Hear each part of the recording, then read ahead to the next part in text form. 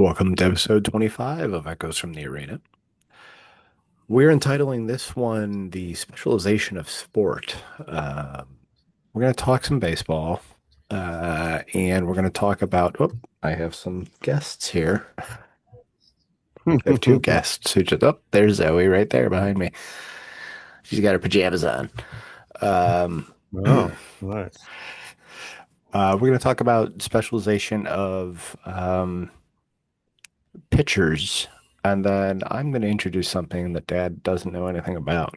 Um, and neither does the audience, so this should be good. So, Dad, That'll be good. why don't you get started for us? All right. Yes. We're going to talk about the This actually the episode's evolution still of brought to you the. by Canada Dry, by the way, which I'm Oh, there you still go. drinking. There you go.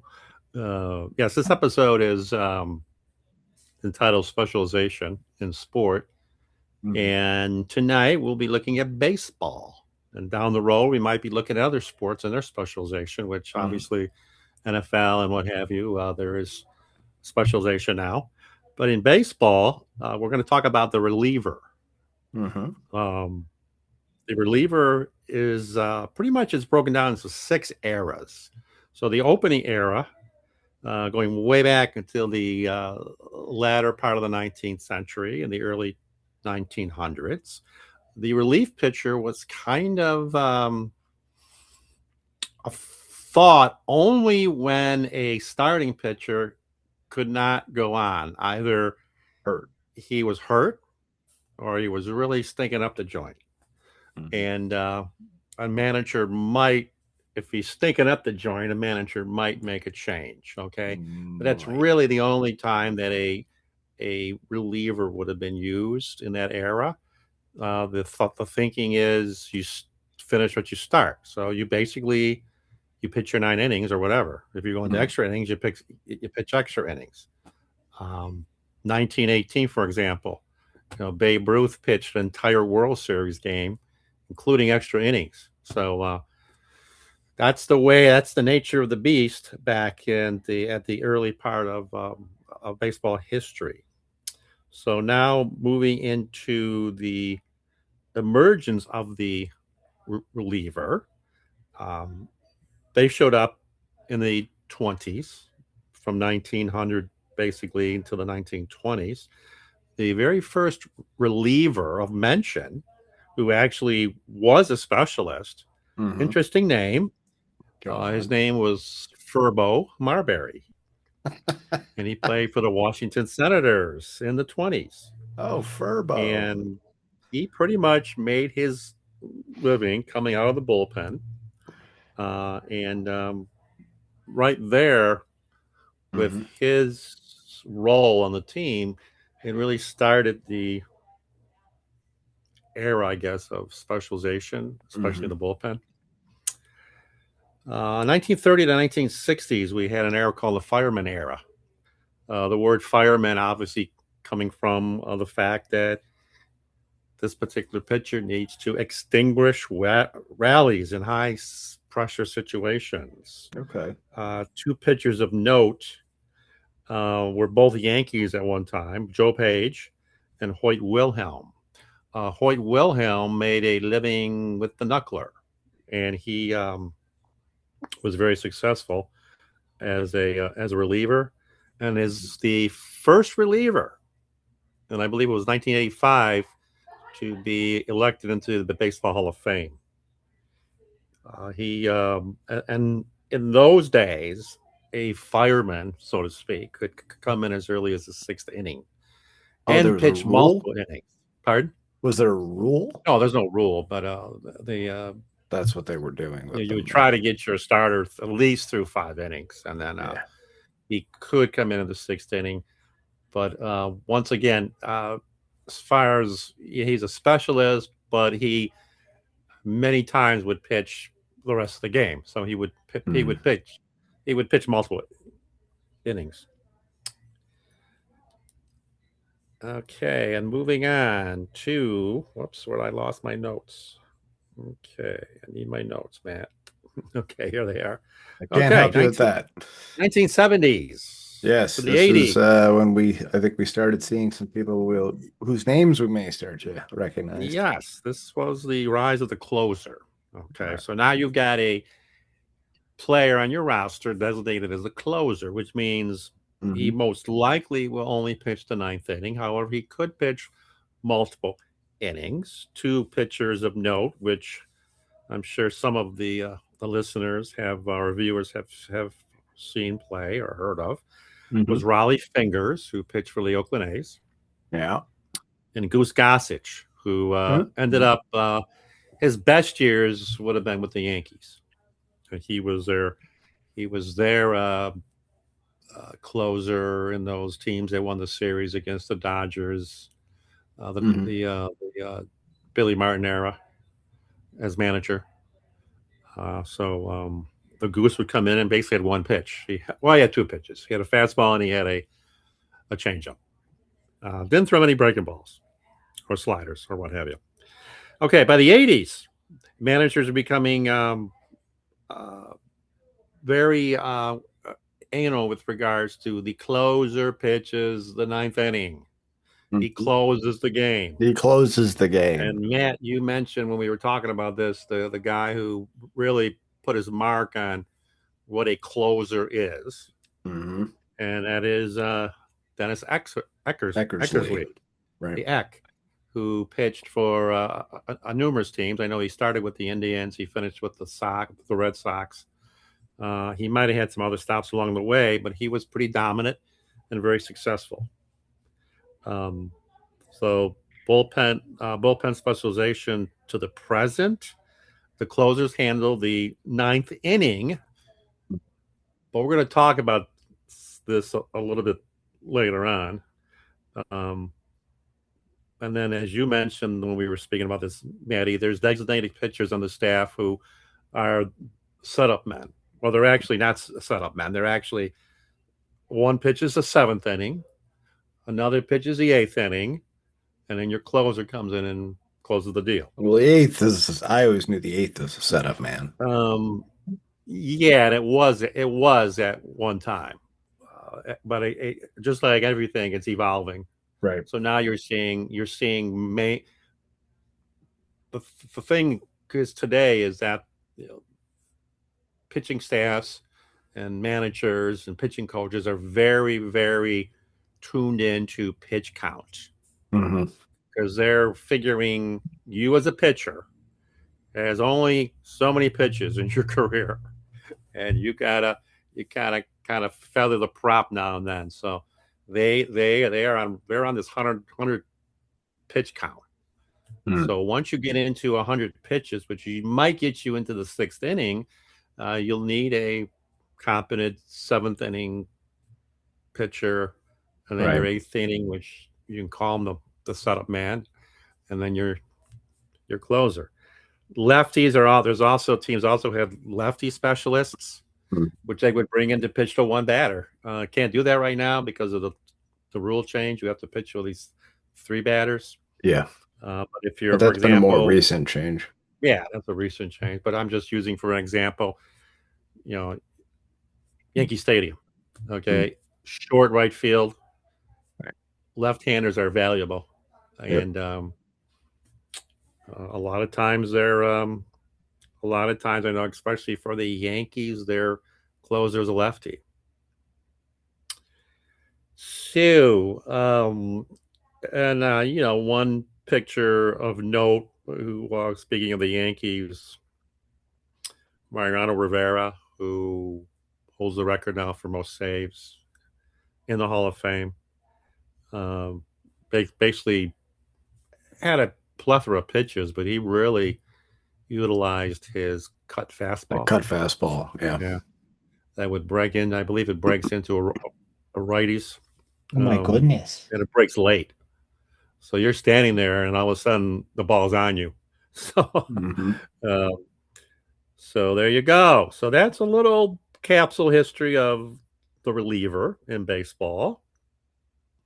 Now we've even got something called openers, where not every staff has 4 definite starting pitchers. So if you don't, or if there's an injury, you start your game with relievers.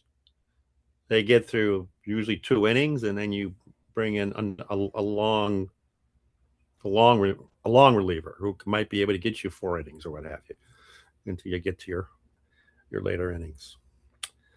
So there you go, Matt. That is the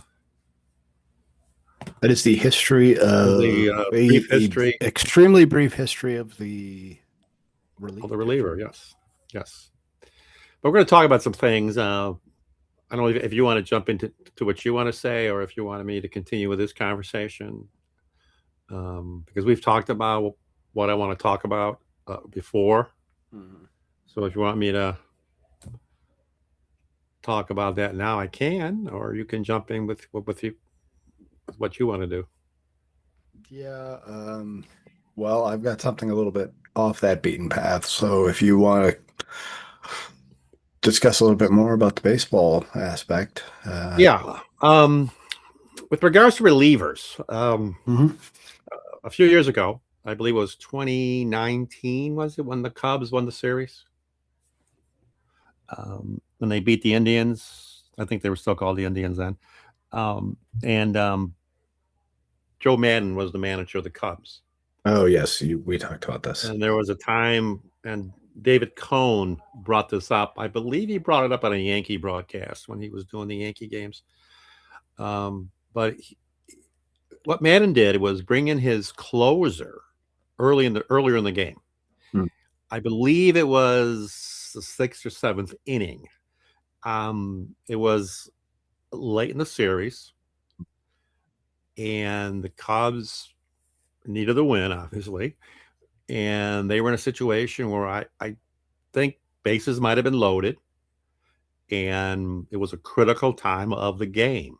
They're trying to save the game. And you got to save the game, exactly. Hmm.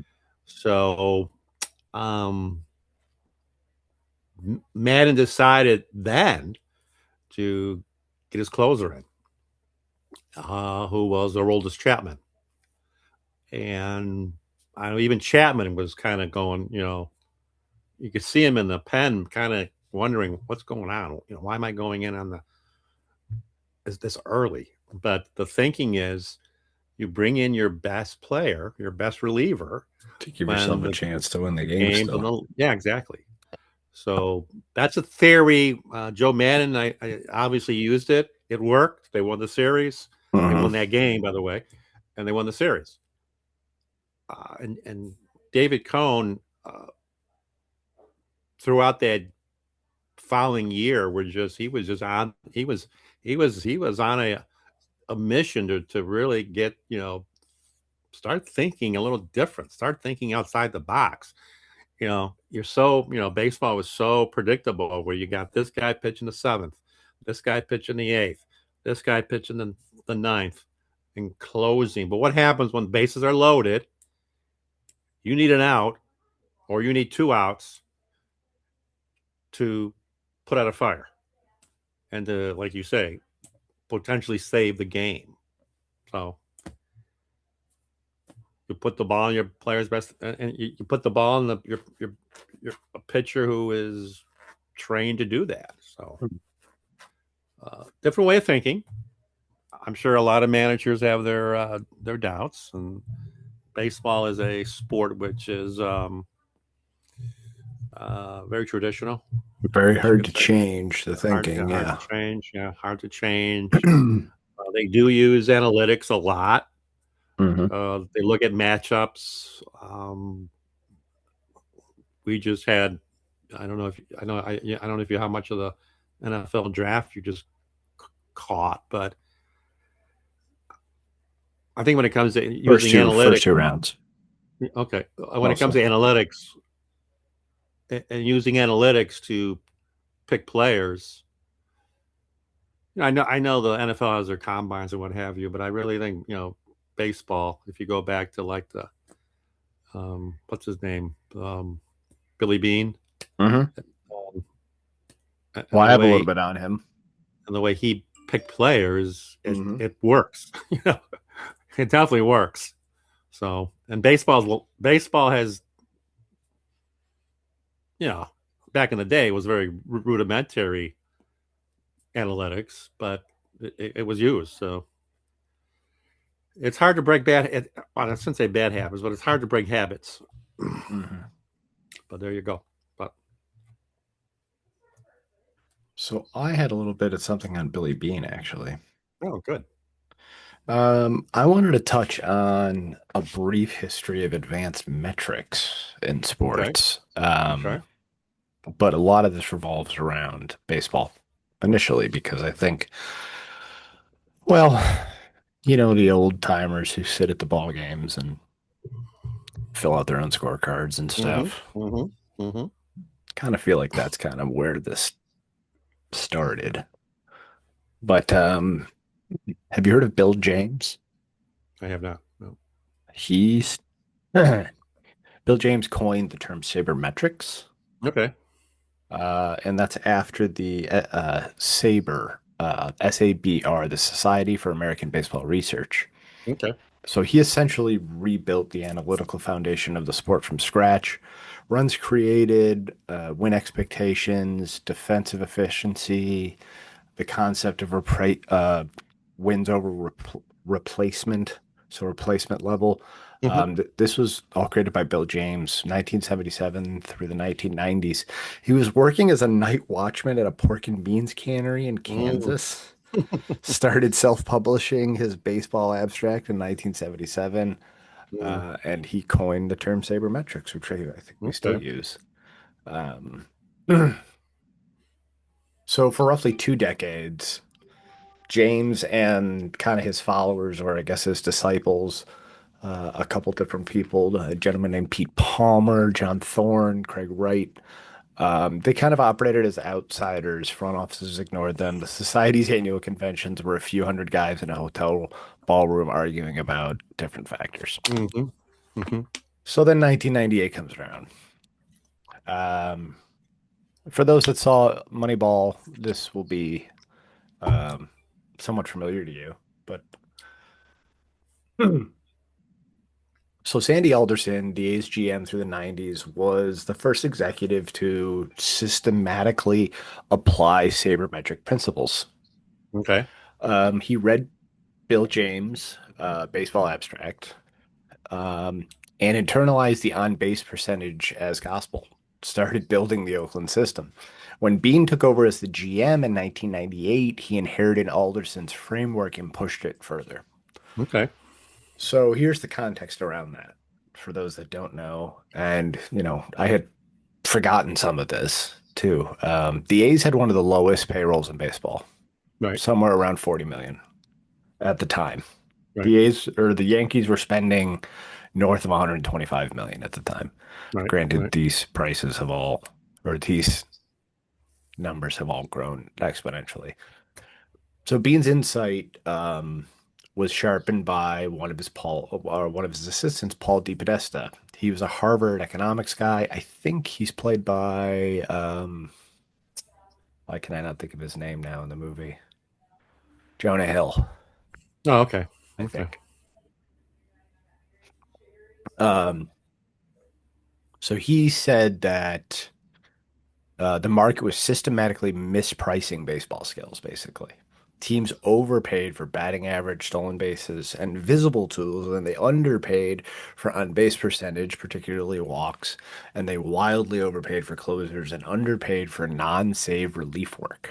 Okay. So the A's exploited this inefficiency for several years. Mm-hmm. From 2000 to 2003, they won 91, 102, 103, and 96 games, making the playoffs four straight times on a fraction of the budget of teams that they were beating. The 2002 club, which won 20 straight games at one point, became the centerpiece of Michael Lewis's Moneyball in 2003. Um, so Moneyball, it wasn't really about the on base percentage, despite that being the popular concept. It was about market inefficiencies and spending money on the wrong things. Right. And Right. they were starting to look at things that were, you know, underlying factors, those pieces of data that are just below the surface. Um, so after Moneyball, in 2003, the Red Sox hired Bill James as a consultant. Hmm. And then they won the World Series in 2004. I'm not sure if you were aware of that. So with Theo Epstein as Yeah. the Uh-huh. GM. Yep.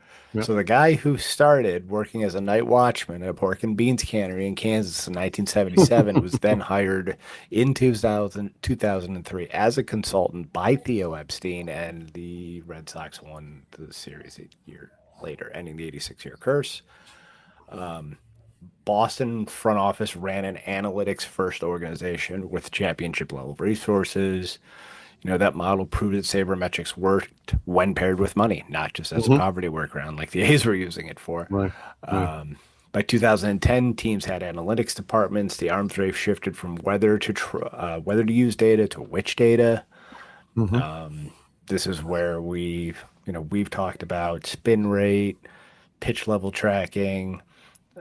In 2015, a thing called StatCast provided exit velocity, launch angle, route efficiency, sprint speed. The measurements got more granular. The competitive edge moved from public stats to proprietary models. Other sports that I was able to find out about: basketball. Dean Oliver's Basketball on Paper in 2003 was this there was basketball's baseball abstract.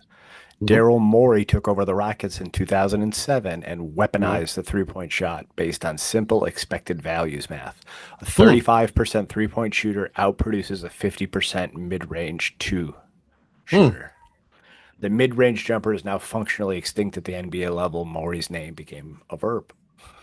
So is that why when you will go to when you watch or go to an NBA game, it's basically all threes.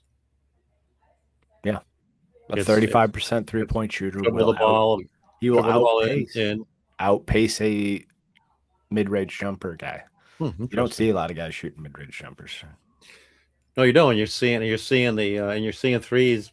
Well, you're even sitting at the college level now, where the majority of your shots are 3-point shots, men and Mhm. women now. So okay, so that explains it. That Yeah. explains.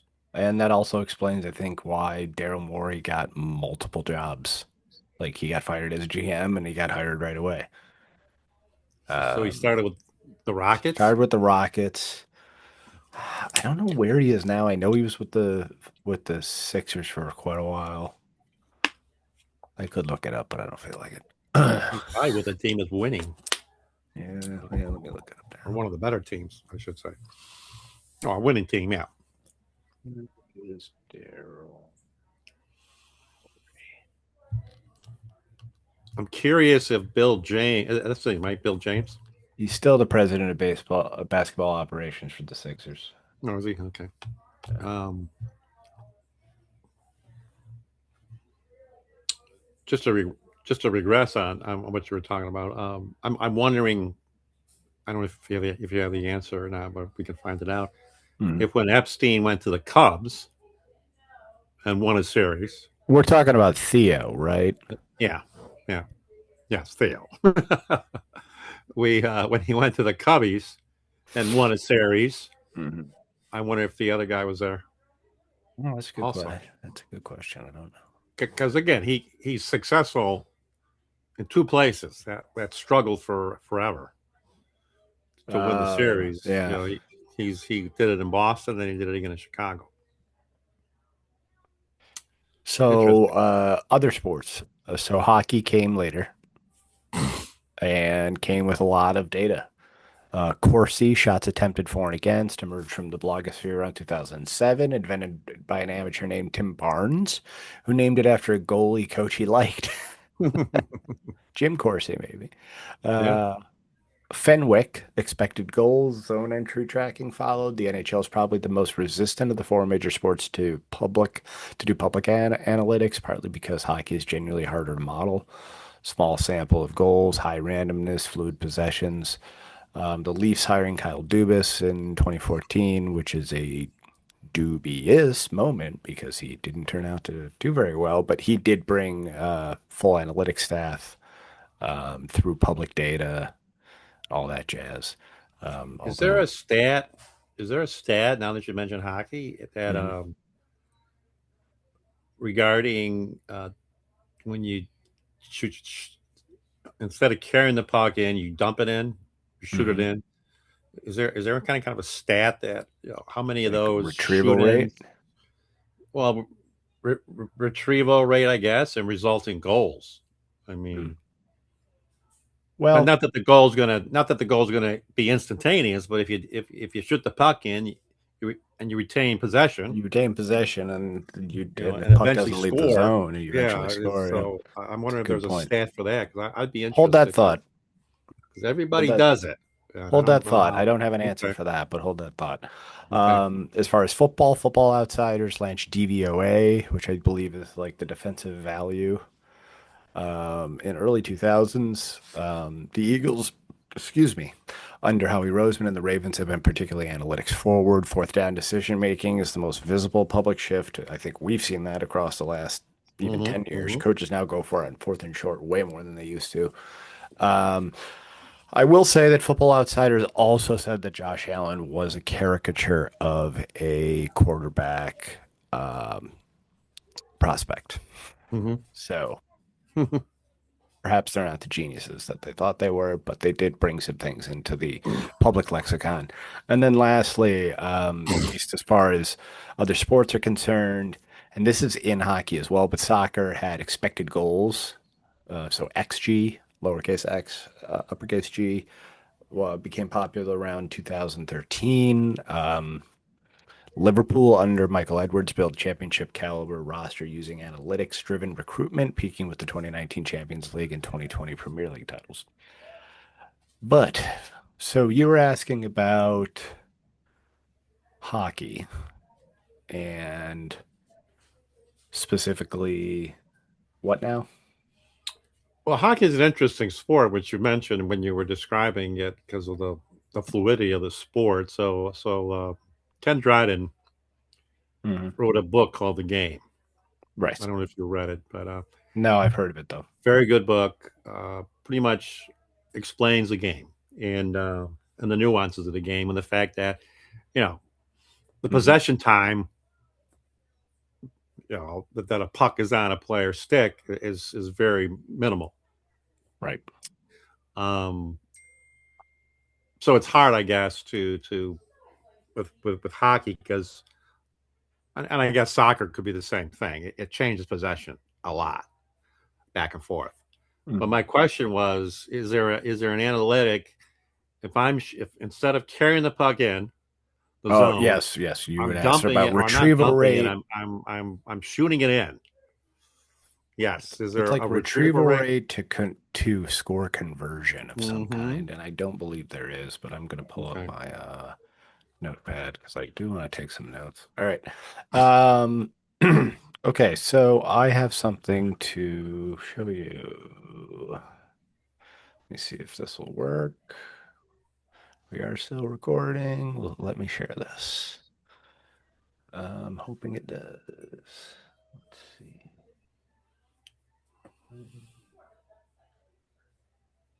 View screen, screen two.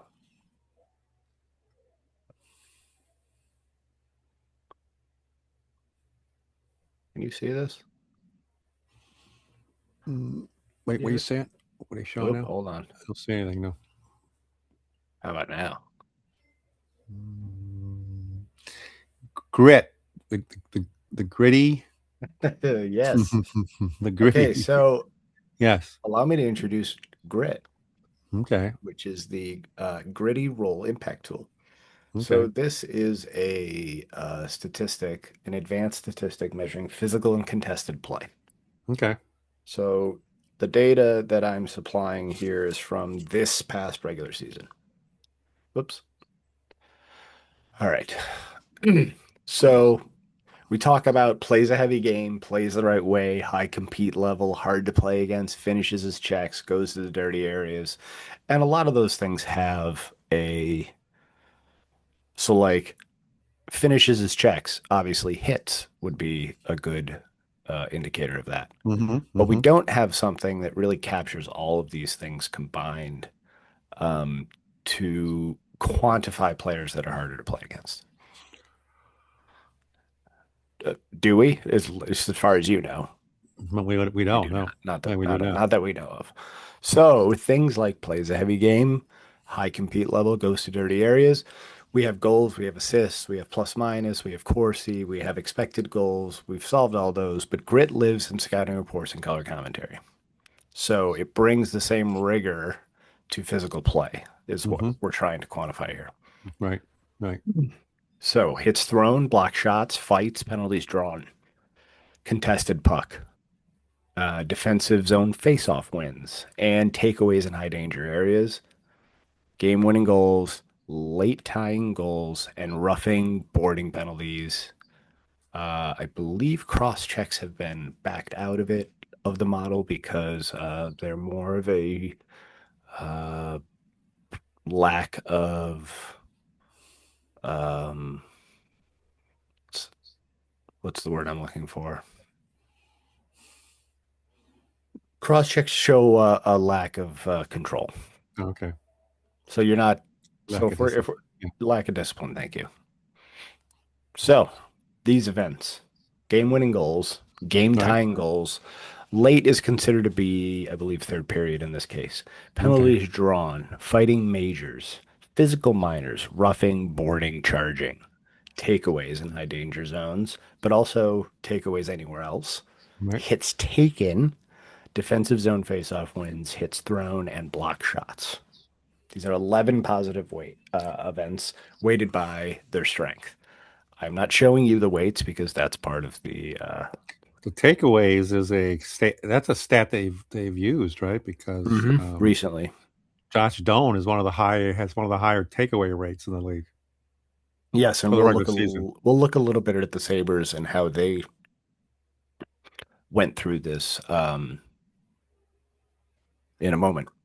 What I will show you are the anti-grit giveaways are penalized. Offensive zone giveaways is -1. Neutral zone giveaway is -1.5, and a defensive zone giveaway is -2.5. Okay. Unfortunately, this punishes defensemen more. Mm-hmm. Right. Um, but I kind of want it to because defensemen that play a lot of minutes, um, well, the way that I had just kind of gone through you know, what passed the eye test, doing sanity checks on certain players to see kind of where they fell, Mm-hmm. but there were a couple outliers. But in case guys have been able to figure out, I created this statistic. That's a So, good stat. It's a good stat. so a couple of things that I had changed in the midst of making it. Forwards are there's a Z score, and the Z score is how far above or below how many standard deviations are you away from the norm. Okay. Um, because defensemen can get punished more for those defensive zone giveaways and maybe might be even more apt to have a neutral zone giveaway, they are calculated separately from forwards. Mm-hmm. Okay. There's also a blend to kind of knock down the penalty against guys that play a ton of minutes, eat a ton of minutes. Um, so workhorses get partial credit instead of being beaten by part-time specialists. I had to kind of change the blend, and I might even Mm-hmm. blend it a little bit more because it's still punishing the really high minute guys who are playing 25 minutes a night. And then there's a penalty kill multiplier. Any event that takes place on the PK earns basically a 1.25 the base weight. Hmm. Okay. So shorthanded grit work is structurally harder than 5-on-5 work. Right. This is the math. People don't want to see that. Does it predict winning? Uh, this I thought was pretty interesting, actually. 75% of the top 12 grit teams. So if you take their grit score and we add them all together, Right. 70%, nine of the 12 top 12 grit teams made the playoffs. Okay. League-wide baseline obviously being 50%. Of Right. the bottom 12 grit teams, Only 17% made the playoffs. Two of Okay. 12. Do you know who Okay. those two were?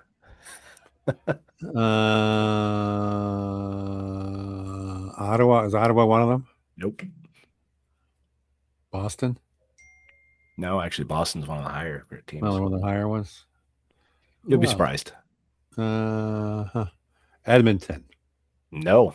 Oh, The two teams of the bottom 12 that made the playoffs that were the in the bottom 12 of grit are Carolina and Colorado. huh. That is surprising. Wow. But high skilled teams. Mm-hmm. Yes, they have fourth lines, but anyway. So the idea here is being that you'd like to have some grit. It is a meaningful effect, but it's not the whole story. Skilled teams can still win without it, but obviously there's a cost for not having it, I think. I think we saw that as the 2006, 2007 Sabres team Mm-hmm. lacked Mm-hmm. grit. Yeah. Yes. So So this if is a co currently who leads the league as of the Mhm. regular season. Okay. Connor Clifton. Oh. Michael McCarron, the center for Minnesota, had a 3.6. That puts him in like the 99th percentile as far as these metrics are concerned. So Gooley is a Montreal Canadian, as is that Sheka, Cheka. Yeah, Cheka. sorry, Yeah. let me go back. He's nasty. Yes. Is he So he would really it's he funny, it looks like Shaka. Are they both from I the think they're same? both Albanian. Because they're yeah, he is nasty. I watched him last night So a lot. Garnet Hathaway, who's a shit disturber. Yeah. Yeah. Is Kostelic, is he a Bruin? Yeah. Kostelic? He's a pain in the ass. Yeah. Mhm. So these are the top 10 players. Okay. So what is it good for? It's good for comparing players in similar roles, fighting bottom six grinders worth roster spots, evaluating trade deadline pickups for physical fit, tracking month over month engagement, quantifying a team's depth of physical play. What it's not good for is ranking elite skill players. But we Okay. already have so many metrics for that. Right. Predicting cup contenders on grid alone doesn't work. Measuring positional defensive intelligence. Jacob Slavin, for some reason, on in this model, just does not stand out. Hmm. And he's one of Wow. the better defensemen in the league. But Where's Darlene Darlene in this also model? doesn't. He's about average for this, although his score has gone up in the playoffs. But relative to the rest of the league, he's still averaging grit Hmm. because the entire league has taken a jump Right. in the amount of hits and stuff.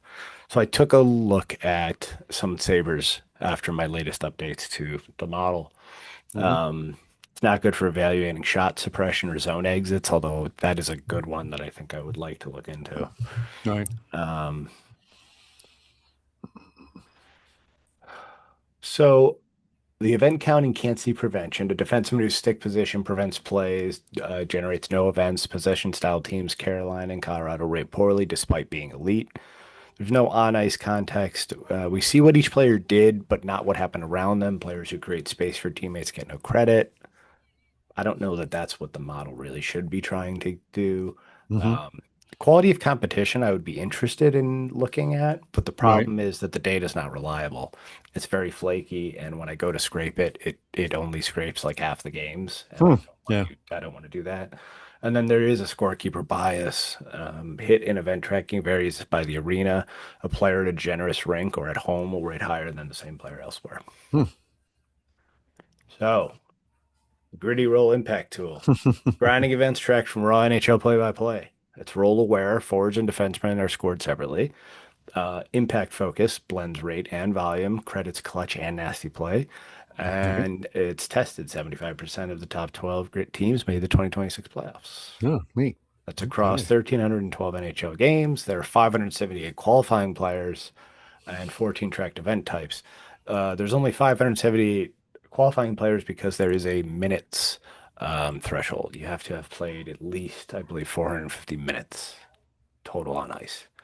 So that takes away any crazy uh, somebody who got called up and is Mhm. suddenly, Right. uh, at the top of the league in this grittiness component. Um, I like that, Matt. Very so interesting that's stuff. Very grit. interesting. Um, I like it. I did have a thing on. I did kind of test it though, so let me pull that back up. So using the grit quotient, Yes. if I'm a coach and I'm going to be playing Carolina or Colorado, um, by what I'm seeing here, that this is a team. I know they're really highly skilled, so you got to be careful. Yeah, you'll be able to catch them. But if you can catch them and physically beat them, Mhm. is that the would that be your game plan using the numbers there? Seems Yeah, like it would be. basically, yeah. Um, so what I did is I last night I pulled and I know that this is not necessarily sports history, but this is kind of sports science a little bit, or me dipping my toe into the deep end of sports science. Hmm. Uh, I did I I scraped the report for the playoff data Hmm. over the first, well, there were two games still going on, so it didn't, this was later last night. It obviously didn't pull the data for the two games that were still live, but it pulled data from everyone else. Right, right, So every other series had played three games. Um, so I had looked at um, my two out, or the two people that I had called out in my model, that the model had kind of called out as questionable, were Tuck and Thompson. right, So I said, or I had noted on the, in the model that I expect these numbers to change right, in the playoffs. right. So when I scraped it and I pulled it, what I do is I got to pull it into like a CSV file and I got to run a script and then it'll pull it into this dashboard and I can see the numbers across, Hmm. right? Hmm. And then I can also do one for entire teams to see the entire team model, but I'm actually kind of more interested in the individual model myself. Right, right. Um, so the big changes. Oh, where is it? I was in my notes. Mm, of course, now that I need to find it, You I see how it can't works. find it. Yeah, some, uh, because there were interesting findings. Right. Um, it did.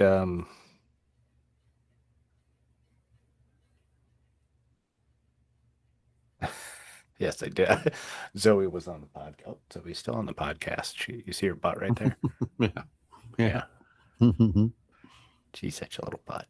But basically, it was was hitting at three times his normal rate. Okay. Right. Tuck was hitting at five times his normal rate. Mm. So they had really picked up their game in that area. Um, it's interesting what Carolina is doing. They do have so Carolina's grit. What they do have is bottom six concentrated. Right. I Right. think it's nice for us to be able to kind of spread it out a little bit. Right. Their top five grit guys are Jordan Stahl, William Carrier, who we're familiar with, who Right. was a Sabre for a little while, Hmm. Sean Walker, um, Martin Nook, all third, fourth line forwards or third pair defensemen. They're, their actual offensive players Right. are Right. all negatively rated in grit, so they're below average. The average being zero. They have negative scores on that. Colorado's interesting. Um, Landeskog is their top playoff grit guy right now, coming off of injury at plus Right. 1.2, which means he's in like the 88th percentile, I think, or Okay. something like that. Yeah. His regular season grit score was negative. It was 0.39. but he was just coming back from injury. Right. All their Right. notable skill players are all um, nowhere near the top of the list, even on their own team for Mm. grit. Yeah. Yeah. So um, I thought that was interesting. Right now, as far as the Sabres are concerned and Boston is concerned, Boston's grit leaders are Mark Kastelik, who I can't Okay. stand, Yep. Tanner Janot, who I No. also can't Yeah. stand, Right. Nikita Zadorov, who I also can't stand, and Charlie McAvoy, who I also can't stand. I'm right there with you. Yeah. Our top. Oh, I'm sorry. Okay, I did find the Tuck numbers. All right, so the results from 3 games in Boston, Right. specifically Tage Thompson and Alex Tuck. Hits per 60 went from 3.27 Right. for Thompson to 7.47. Okay. So he went up 128%. Mm-hmm. His grit score went from 35 to 54.3. Mm. His Z blend put him just above the league average, but the whole league is hitting more in the Right. playoffs. Right. Right. But his did jump sharply, but a lot of people's jumped sharply. Alex Tuck hits per 60 was almost identical to Tage Thompson's 3.28. Tage was 3.27. In the playoffs, Tage was at 7.47. Tuck is at 14.81. He's hitting at 352% of his regular season rate. His grit score jumped from 30.7 to 68.8, Wow. and his Z blend jumped from below average to now top 25 in the league, top Mm. 25% in Wow. the league. His Yeah. Z average was slightly below average, negative 0.2. It is now Right. almost zero point 0.7, and one is one standard deviation. Right. Right. So, uh, that Tuck number is the biggest story. 16 hits, 3 games in. It's roughly 5 hits per game from a 6'4" top six winger. Yeah. Yeah. He's hitting at Malenstein tier physical engagement, Mm-hmm. who Malenstein is the highest Saber Right. in the Right. grit score. Right. But it's coming from a guy who scored 35 goals. Right. Right. So Yeah. he's doing both at once. So his Z jumped almost a full standard deviation despite the elevated playoff baseline where everyone else is going up, meaning he's outpacing the entire league in playoff ramp up. So I thought that was an interesting one. That's very interesting. I like that. Yeah. I like that. Somebody who didn't do so well in the model because of his lack of physical play is Ryan McLeod. Okay. He Yeah. has a lot Yeah. of penalty kill events, um, but he didn't register that many hits during the season. Um, I think Doan was just slightly above average, although I'm interested to see what his numbers look like as the playoffs go on. Right. Right. What I got? What about a guy like Peyton Krebs? And Krebs actually was it was he was I would say he'd be high, right? I'm gonna run the model right now. I would say he'd be If you can high. give me a second. Uh, all right, let me pull the model up. I gotta run something real quick. Let's see, files, quick dashboard, upload CSV. Okay, I'm watching the Braves. They're just coming out after the rain delay, and there's two guys. You know, why are we wearing Philadelphia Flyers jerseys at a baseball game? I don't know. You fucking people. Let me run that. Now upload this.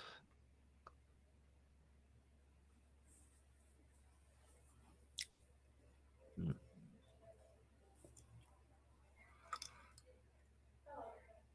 Is all today? Yeah, it is. Okay. 1 second.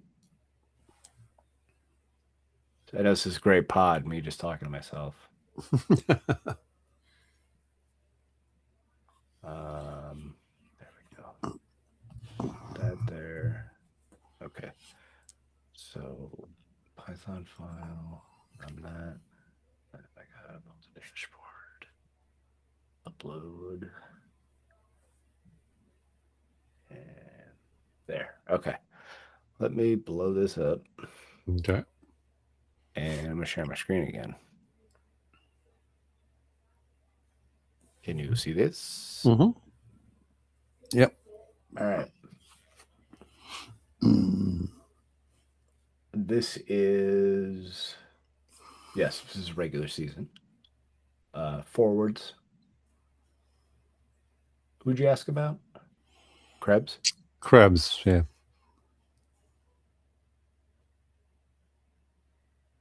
Right there. He's, what does it say? Forward. League average grit per 60 is 33.4. He's at 62.87. His Z score is 1.49. He is in the higher tier of, I figured he he's would in be. the top 25% of grit players. Because he plays a big game for a guy that's not that big. I wish it kind of was on here though. Centers obviously have a little bit more. Oh yeah, you can see him right here compared to everyone else. Yeah. Here are your top skill players. Here's Kirill Kaprizov, well below negative. There's McKinnon. There's McDavid, Scheifele, Draisaitl, Jack Hughes. There's the Breadman. We got some Goonie guys over here. Hathaway, saw him the other night. Mm-hmm. Yes. There's Malmstein right there. Yeah. Okay, yeah, he's 8th in the whole league. Yeah. Wow. I should put a column for team on here too. Yeah. I gotta update that. But there are some names on here who have been effective in the playoffs already. I'm thinking Nick Dowd's already got 2 goals. He scored he scored the other night, and he scored in game 1, and I believe he threatened Logan Cooley to threaten to kill Logan Cooley. Saw Hathaway the other night. Where's a guy like, what's his name?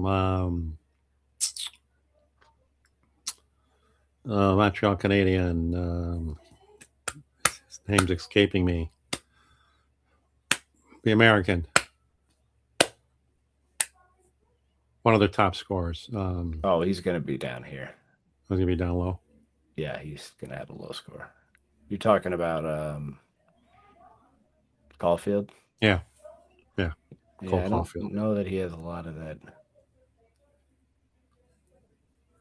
that grit that we're thinking of. Here's Right. Sam Carrick, 25th, just in front of Marcus Foligno. But and there's Nick Foligno. There's Krebs, 34th overall. That's good. Yeah. I figured he would be up there with his style of play. Sean Couturier, same deal. Kind of figured he would be there.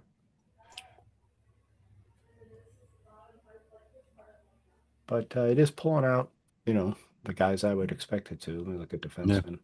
Yeah. I don't know much about Jeremy Lauzon. I remember Connor Clifton played for the Sabres a little bit. He didn't do much of the Sabres at all. Arbor Sheka, I know, is a nasty defenseman. He is. It's funny, Luke Shen is on this. He had played enough minutes to stay on, and he's just not playing right now. There's that douchebag Radko Gudas.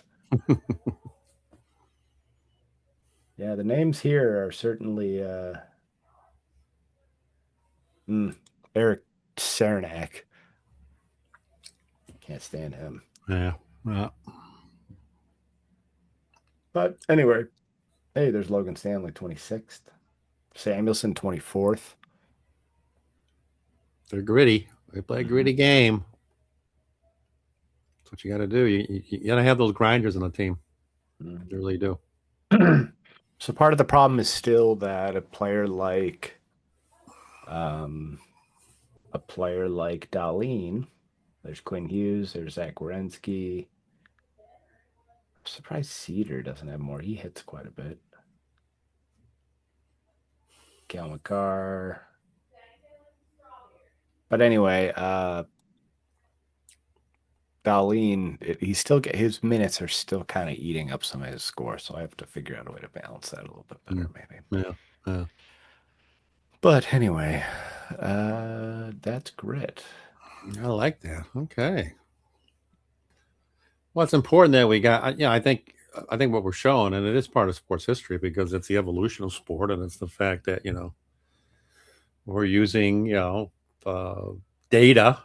Hmm. Everybody's using data. I remember when I was teaching, we had our staff meetings that it was you got to break down tests, you got to get data, you got to see what questions. We used to rate every question. Did the majority of our students get this one right? Why did the majority of the students miss this one? Was it not taught properly or whatever? So data drives everything. So it's driving sports. So I like that. Yeah. What about so of the teams that I remember I said 75% of the teams made the playoffs that were in the Mm-hmm. top 12, Mm-hmm. Mm-hmm. and the bottom 12, only two made the playoffs. Mm-hmm. The teams Yep. that didn't make the playoffs that were in the top 12, as far as grit were concerned, was I know it wouldn't. I know when the team it's not. It's not Toronto. yes, we know that. Hmm. One was Florida, Okay. who had a lot of injuries. Mm-hmm. Um, back-to-back cup winners. The other was the Rangers, I believe, who kind of got rid of some of their skill. Yeah, they got a big. So I don't know what's. I don't know what. I don't know what the plan is there. I don't know what the plan is. Yeah, I don't know what And I think our San former. Jose was the third team, and they're kind They of were gonna close. Yeah, they were they were close. close. Yeah, And then, they as were I close mentioned, because they Colorado had and Carolina were the two. they had Calabrini. Is it Celebrini, Celebrini? yeah. So I don't think they're far off from making the playoffs, Hmm. but the Rangers are a mystery. I don't know what they're doing. I I don't don't know know. what they're doing either. He got rid of some really good players. I don't know, but I'm not worried about them. No, I'll worry about us. Just worry about the Sabes. Yep. All right. Do you got anything else? I think we're good. I think we covered a lot. I think as I We've got say, a we we've got a game tomorrow. We got a matinee got a, tomorrow. got a matinee game. Yes, be Hmm. nice to take a 3-1 lead in the series. I certainly think we can. I certainly think we played like you said in the text, they played a perfect playoff game the other night. Yeah, I was aggravated, but I shouldn't have been that aggravated. Final score is 3-1. Yeah, yeah. I did see that they moved Oslin to the first power play. Yeah, they got to do something with a power play, and I don't know what it is. They do look like they do look predictable. I think they got to I get one. They need some confidence. And they've hit some posts or what have you, but I don't think they shoot enough. I really don't. Well, I'll be curious to see what Oslin's able to do on that power play. He kind of reminds me a little bit of Briere. Yeah. Well, he had a great game the Guy other night. that doesn't seem like he'd be able to survive in the playoffs, who just is able to 'Cause get it done. he had that assist on Byram's goal, and then he Hmm. had that great that great empty netter, Hmm. which we needed that. If he took the We needed shot that. initially, it'd have been blocked, but he got Yeah. a nice play. All right, So so yeah. I will post a few things uh, about this episode on Facebook, hopefully by the end of the evening. If not tonight, then early tomorrow morning. Um, I'll post some stuff about this grit score that I'm working on. Um, if anyone would like to know more about it, I could probably put the weights in there, but I'm playing with them right now, so I Yeah. don't really want to I don't want to upset the apple cart too much with that. So I'm still kind of changing some things around to make sure it's Right. tweaking. But I wanted to also get this on camera in case someone stole my idea. So, I know. That's a good idea. It's a really yeah. good idea. So, anything else? Because no, that's good. All right. So We'll reconvene in a couple weeks with a new episode. mhm. Hopefully, we'll be talking about a little bit about the Sabres moving on to the next round. Yep. Or maybe we'll have some stuff to talk about as far as the draft concerned. I have to go through the Bills' fourth round picks. I didn't see any of them, so I will check. They drafted There's a receiver in there somewhere, a right? wideout from BC. Okay. What the heck's his last name? It's Skylar, and I forget his last name. But he's very dominant. I mean, he was one of the top ranked receivers in the nation last year or this past season. So I like him. I don't know much about some of the other players, but we'll have to wait and see. Yep. Well, we won't have to wait too long because they'll be in practice soon. Well, I think they'll be in this week, right? Yeah, as they do with the rookies. Yep. Yep. All right, All right, so Matt. for Good job. Greg, I am Matt, and I'm going to sign off for this evening on Echoes from the Arena.